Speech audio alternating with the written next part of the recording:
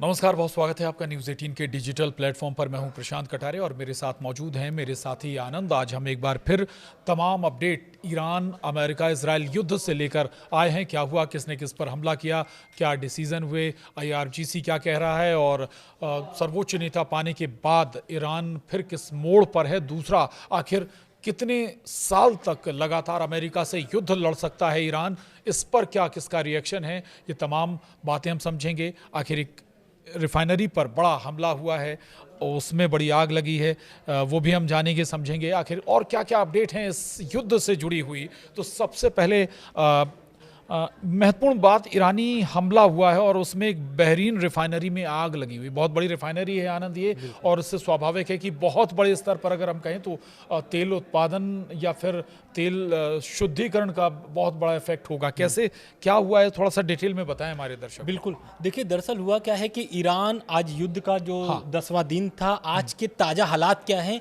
इस पर आज हम लोग बात कर रहे हैं। ईरान जो है कि लगातार सभी जितने भी अरब कंट्री हैं या फिर जहाँ पर भी मिडिल ईस्ट में अमेरिकी एयरबेस है वहाँ पर हमला बोल रहा है।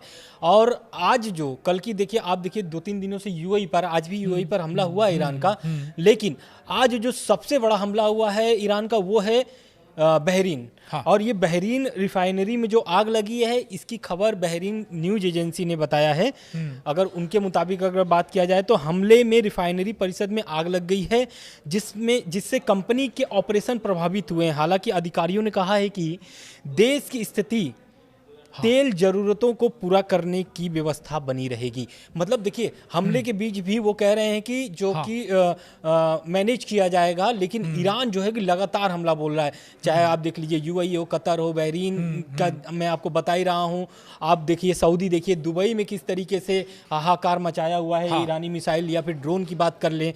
इजराइल तो इस कदर आ गया है कि वहाँ पर अब अमेरिका ने फिर से हथियार देने की मंजूरी भी दे दी है। खबर इस पर हम लोग चर्चा किए थे। तो कुल जमा ये है कि ईरान जो है 10वें दिन भी लगातार सभी देशों पर ताबड़तोड़ हमला कर रहा है। और इसमें कुछ अपडेट्स भी आए हुए हैं जो हम आगे आपको और बताएंगे कि ईरान हमले में ईरान को कितना नुकसान हुआ है, क्योंकि ये जो संघर्ष चल रहा है इसमें ईरान को भी भारी नुकसान सहना पड़ रहा है। ऐसा नहीं है कि सिर्फ अरब जो देश हैं उनको नुकसान हो रहा है या फिर इजराइल को या फिर अमेरिका को, सभी को इसमें नुकसान हो रहा है। बिल्कुल बिल्कुल। एक और महत्वपूर्ण बात, आप यूएई का जिक्र कर रहे थे, यूएई पर हमला। दूसरी तरफ सऊदी अरब से अमेरिका ने जो गैर जरूरी राजनयिक हैं अमेरिकी, उन्हें सबको वापस बुलाने का आदेश दे दिया है। यानी जो भी कम से कम में अगर जो राजनयिक काम चल सकता है वहां पर, बाकी सबको वापस बुला रहा है ताकि सुरक्षित रखा जा सके अमेरिकियों को। दूसरा, विदेश मंत्री मार्को रूबियो भी कहते हैं कि ईरान ने पूरी दुनिया को बंधक बनाकर रखा है। यानी हरमुज स्ट्रेट अगर वहां पर ब्लॉक कर दिया गया है तो स्वाभाविक है कि 50% जो तेल सप्लाई विश्व भर को होती है वो हरमुज स्ट्रेट से होती है, और स्वाभाविक है कि इसका असर पूरी दुनिया पर पड़ रहा है। इसमें हम भारत भी शामिल है। भारत भी शामिल है। और आपको भी पता है कि उस रास्ते से भारत का आधा तेल, मतलब ये भी कह लें कि 50 से 60% जो है कि पूरा होता है तेल वहीं से आता है, उसी रास्ते से आता है भारत।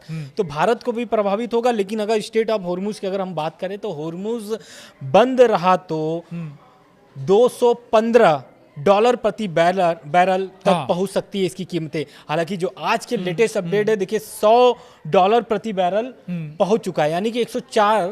अभी जो लेटेस्ट अपडेट है वो $104 प्रति बैरल पहुंच चुका है। तो ये चिंता का विषय है, पूरी दुनिया के लिए भी चिंता का विषय है। क्योंकि देखिए स्टेट ऑफ होर्मुज आपको भी पता है कि किसके नियंत्रण में है, और वो ईरान के नियंत्रण में है। साथ में वो जो 33 किलोमीटर का गलियारा है, जिसने इस पूरी दुनिया को एक तरीके से हिला के रख दिया है उसके बंद होने से। हालांकि इस पर बहुत सारे ईरान के मंत्रियों का बयान आया है।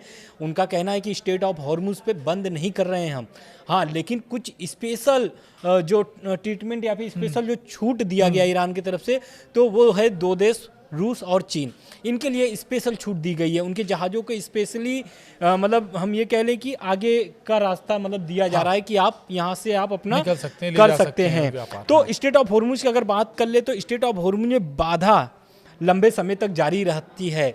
बाधा इसलिए जारी रखती, अगर बाधा लंबे समय तक जारी रहेगी तो $215 प्रति बैरल कीमत इसकी पहुंच सकती है। विशेषज्ञों का इस पर क्या कहना है, सबसे महत्वपूर्ण बात है, क्योंकि जो कि विशेषज्ञ होते हैं वो सिर्फ तर्क पे बात नहीं करते हैं, वो ताज़ा स्थिति को देखते हुए भापते हैं कि क्या स्थिति बन सकती है आने वाले समय में। तो विशेषज्ञों का क्या कहना है? विशेषज्ञ कह रहे हैं कि ऐसी स्थिति में तेल की कीमतें मुद्रास्फीति के हिसाब से समायोजित रिकॉर्ड स्तर लगभग $215 प्रति बैरल तक पहुंच सकती है। ये विशेषज्ञों का राय है।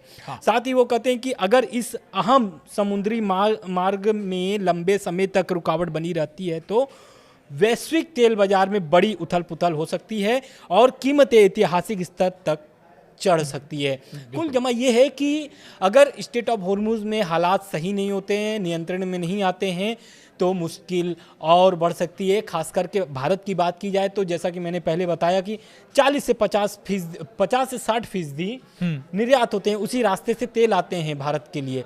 और आप भी समझिए कि तेल अगर 50 से 60% का अगर भारत नहीं पहुंच पाता है, उस तेल नहीं आता है भारत तक, तो भारत की मुश्किलें बढ़ सकती है। हालांकि ईरान आगे भी कहता आया है, अभी भी कह रहा है कि भारत के साथ ईरान खड़ा रहेगा।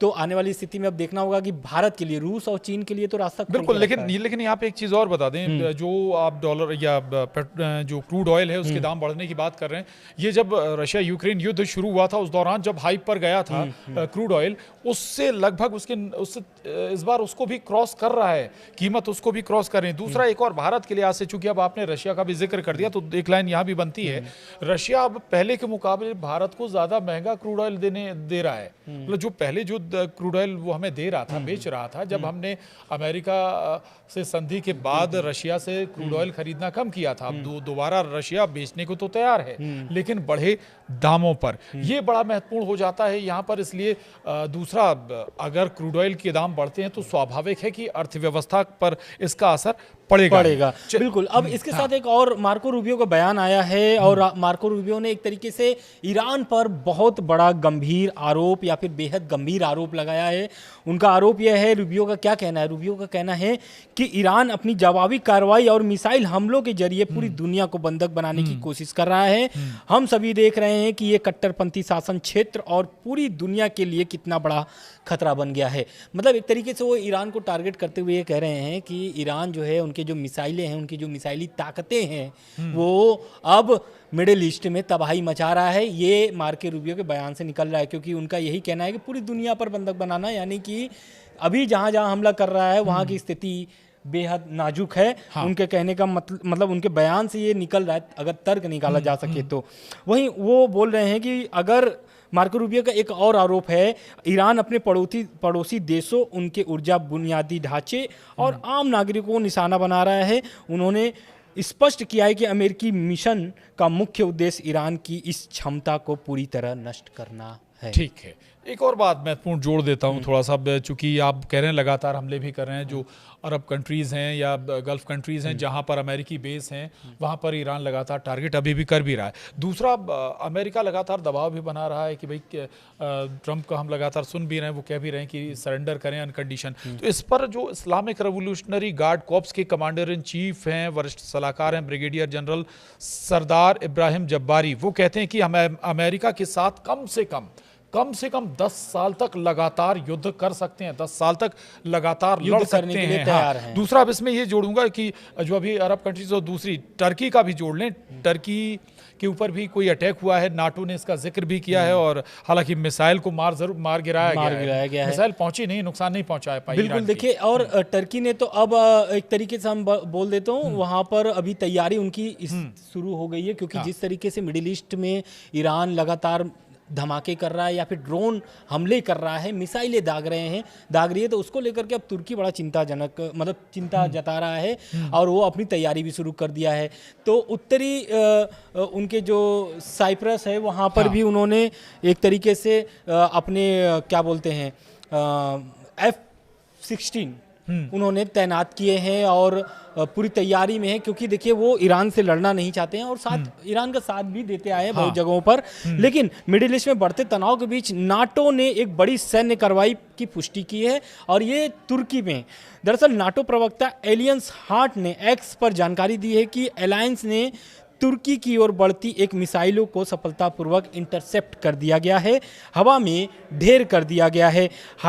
हार्ट ने अपने बयान में जोर देते हुए कहा है कि नाटो अपने सभी सहयोगियों की रक्षा के लिए और किसी भी खतरे का मुकाबला करने के लिए पूरी तरह तैयार है और अडिग है। हाँ। तो देखिए, पहली बात तो ये है कि तुर्की जो है कि नाटो में शामिल है और नाटो आपको पता है कि नाटो के एक देश पर अगर हमला होता है तो नाटो जो 32 देश है वो पूरी तरीके से एक्टिव हो जाते हैं, रिएक्ट करते हैं। तो इस घटना के बाद तुर्की की सीमाओं पर चौकसी बढ़ा दी गई है। हालांकि मिसाइल कहां दागी गई थी इसकी आधिकारिक जानकारी अभी तक साझा नहीं ठीक है, बिल्कुल। एक और बात, महत्वपूर्ण बात की जो चूंकि अब मुस्तफा खामनेई नया सुप्रीम लीडर उन्हें बना दिया गया है, हाँ। इसको लेकर अमेरिका की चिंता भी है। अमेरिका की चिंता ये है कि जो कट्टरपंथी या जिस माइंडसेट के साथ अगर हम बात करें अयातुल्ला अली खामनेई लीडरशिप दे रहे थे ईरान को, उसी ट्रैक पर मुस्तफा खामनेई भी रहेंगे। और ये बात चिंता में भी डाल रही है अमेरिका को। अमेरिका को लगता है कि कुछ भी बदलने वाला नहीं है, उसी ट्रैक पर अमेरिका चलेगा, उसी ट्रैक पर वो मिसाइलें अपनी बनाएगा, उनकी रिसर्च करेगा, या फिर जो परमाणु हथियार हैं उन्हें बनाने की उसी दिशा में ईरान लगातार काम करता रहेगा। ये अमेरिका की चिंता भी है। अच्छा, अब इस थोड़ा सा डिफरेंट फिर ट्रैक पर चलते हैं। अमेरिका ने भी नुकसान पहुंचाया ईरान पर। ईरान के 3 तेल टैंकर बताया जा रहा है कि पर्शियन गल्फ में, पर्शियन गल्फ में हमला किया, उन्हें नुकसान पहुंचाया गया। तो ऐसा नहीं है कि नुकसान केवल अमेरिकी मिसाइलों अमेरिका को हो रहा है या इजराइल को हो रहा है, ईरान को भी नुकसान हुआ है यहाँ। बिल्कुल। देखिए, ये खबर जो है कि बहुत चिंता का विषय इसलिए हो जाता है क्योंकि इसके पहले भी अमेरिका ने जहां हमला किया था वो श्रीलंका से ईरान की ओर आ रही थी नौसेना जहाज, वहां पर हमला होता है, लगभग 85 मौत हो जाती है सैनिकों की, ईरानी जो सैनिक है उनकी मौत हो जाती है। लेकिन अब जो हमला हुआ है वो है पर्शियन गल्फ में हमला हुआ है। अमेरिका ने ईरान के 3 तेल टैंकर पर हमला किया है और ये खबर आ रही है वहाँ से निकल के, क्योंकि देखिए अमेरिकी नौसेना ने फारस की खाड़ी में ईरान के 3 जहाज़ों पर हमला किया है। रिपोर्ट के अनुसार अगर बता दिया जाए तो रिपोर्ट के अनुसार में ये जहाज़ तेल टैंकर बताए जा रहे हैं। हमले के बाद क्षेत्र में तनाव और बढ़ने की आशंका जताई जा रही है। तो मतलब देखिए, ऐसा नहीं है, मैंने आपको पहले ही बोला कि ईरान को भी नुकसान हुआ है, तो ये आज का ताज़ा जो हालात हैं या फिर नुकसान की अगर गिनती में एक और काउंट कर लिया जाए ईरान के, तो ये भी बहुत बड़ा नुकसान हो सकता है ईरान के लिए। बिल्कुल। 2-3 बातें और हैं। एक तो ये कि ईरान की जो सबसे ताकतवर संस्था है Islamic revolutionary guard Corp IRGC, उसने नए नेता के प्रति पूरी निष्ठा जताई है।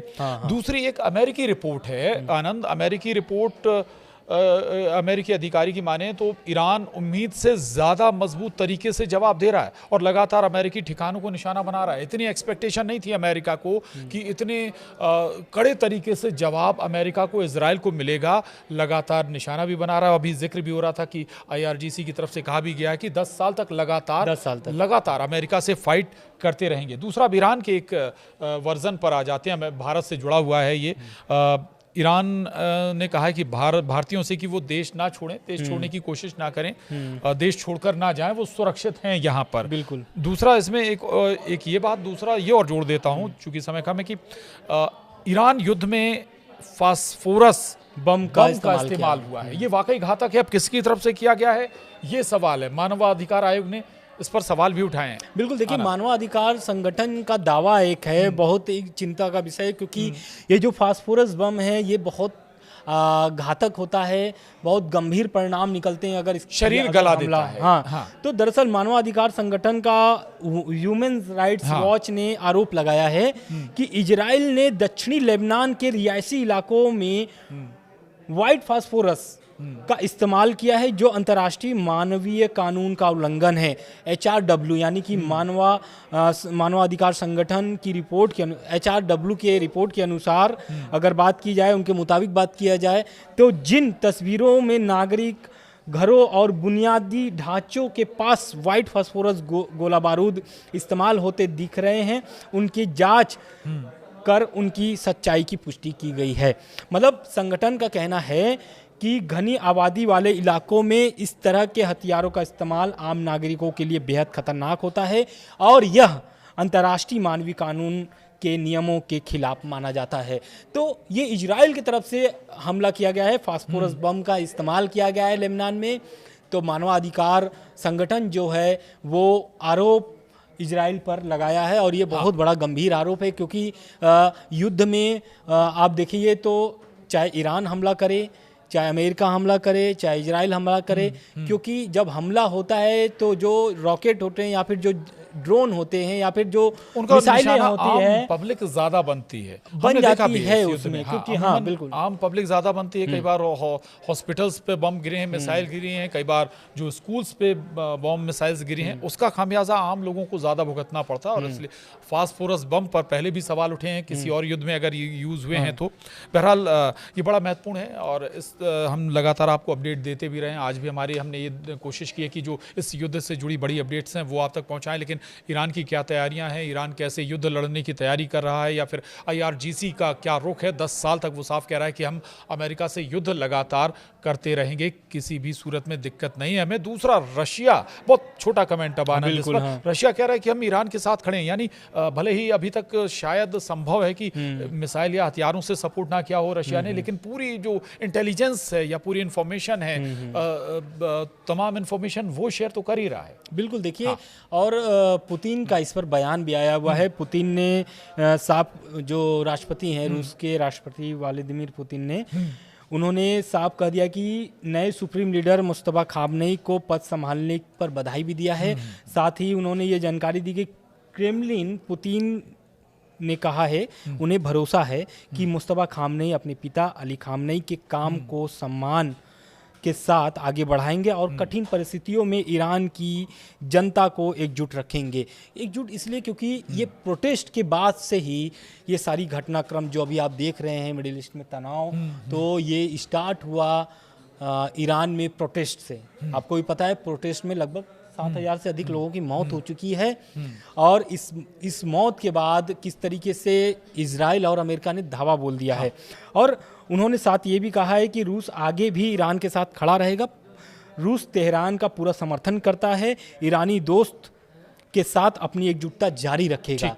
बिल्कुल, बड़ी महत्वपूर्ण बात है। और दूसरा, हालांकि आप जिक्र कर रहे थे कि भाई वो प्रदर्शन, उसमें भी ये आरोप लगाए गए थे कि अमेरिका के उकसावे पर है, अमेरिका की जो खुफिया एजेंसियां हैं वो माहौल ख़राब करने की कोशिश कर रही हैं। लेकिन हकीकत बात है कि ईरान बांग्लादेश नहीं था, ईरान श्रीलंका नहीं था, ईरान वेनेजुएला भी नहीं है। ये बिल्कुल तस्वीर यहाँ पर समझ लेनी चाहिए अमेरिका को और इजराइल को। बहरहाल आगे भी हम अपडेट आपको लगातार इस युद्ध से जुड़ी हुई देते रहेंगे। आज के लिए इस वीडियो में इतना ही। नमस्कार।